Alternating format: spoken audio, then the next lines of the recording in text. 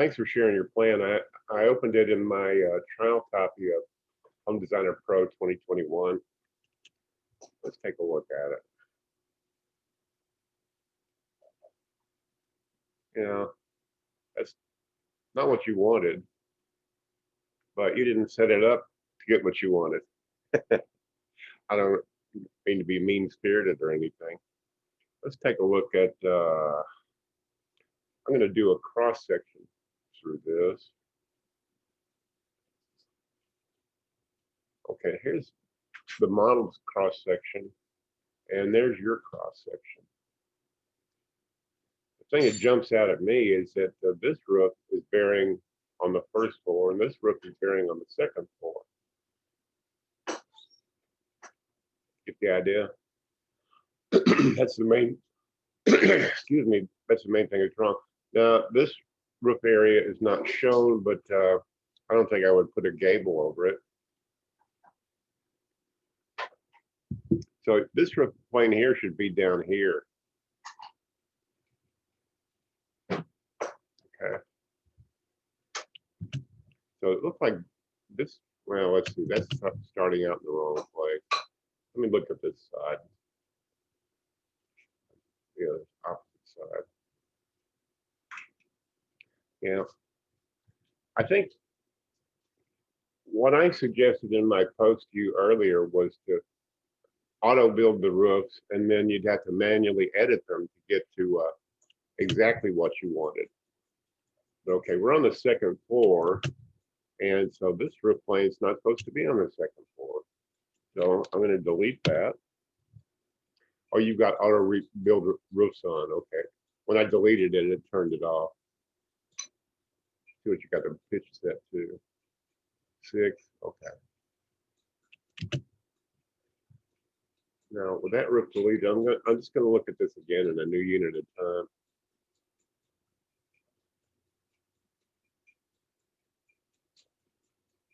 Okay. So what I'm going to do is go down a floor, and then go click on that to make it the roof tool to be the active tool. When you draw a manual roof, you need to put the edge of it or the baseline right on the edge of the framing. So you left click drag, and then once it's created, then you drag it in the direction you want it to slant. Okay. See that baseline, here's the pitch indicator in plan view, and the baseline's right there on the edge of the framing. And structurally, that's where the roof plane transfers its load to the wall. So there's a reason for that. I'm going to set the overhang at 12. I don't care about that right now. Now that's interesting. A little inset. Now, excuse me. I think I want the roofs to terminate here. The reason I say that, because it's kind of what's indicated here. There's a wall here, and this one goes over the wall, and this one goes under the wall. So that's what I'm shooting for. And I don't want a gable here. I'm going to delete that side and make this a shed roof. You know, like I suggested, you could set this up and automatically, quote unquote. Oh, look at that. That's not okay.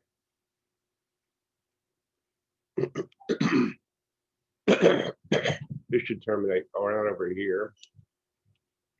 These walls should be in alignment. They're not aligned.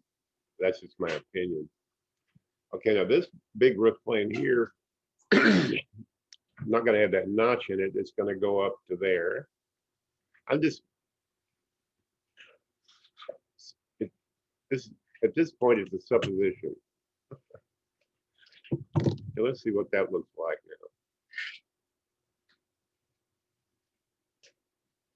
now. I don't like that. I'm going to get rid of that. See, what I'm planning to do is to take this one, and it's looking pretty close, isn't it?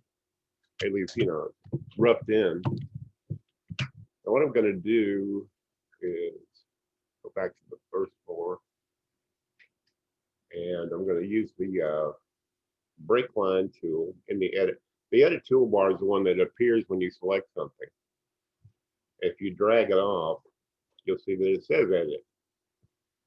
So when I say edit toolbar, a lot of new users go, what? I thought it'd show you that that is the edit toolbar. I'm not making this up or being overly pedantic. Okay, so I'm going to use the break line tool in the edit toolbar. Boink, like that. Then that'll cover this part. Set that overhang at 18. Okay, let's check that out.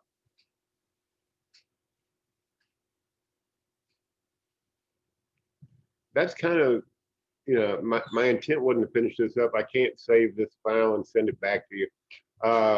You might consider reversing this. It's just, I don't know if you're duplicating something that's already been built or if you're designing something to suit yourself.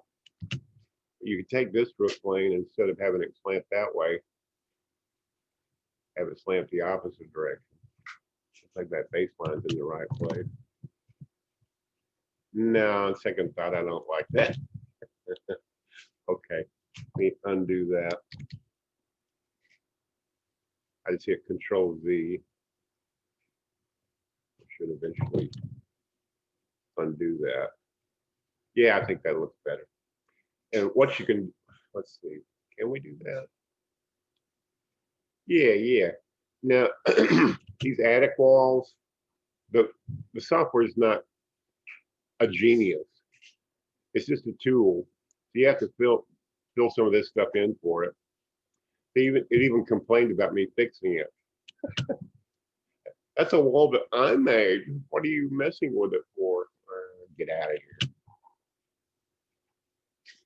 So my intent is not to make this a nice finished product, but just to show you, see, I'm just clicking on the wall polyline and there's a gap there. Well, if this is my file, I would fix it. I'm just showing you some general, yeah, that looks quite similar to what you posted image-wise. And see, this roof plane starts on the first floor. This one starts on the second floor. Got the idea? This one you didn't show, so I don't know where it starts. But it could be there. Anyway, I hope this should help you and help some others. With Home Designer Pro, you've got a lot more freedom to design, and like this manual editing of roofs. It takes a while to kind of get it through our thick skulls how this works and how it doesn't work, and you have to have some communication with 3D geometry, and the geometry of the floor plan inevitably affects the 3D geometry of the roof plane. And once you get that down and what to do and what not to do, then this becomes quite a bit easier, and in my opinion, it becomes fun. So make it a great day.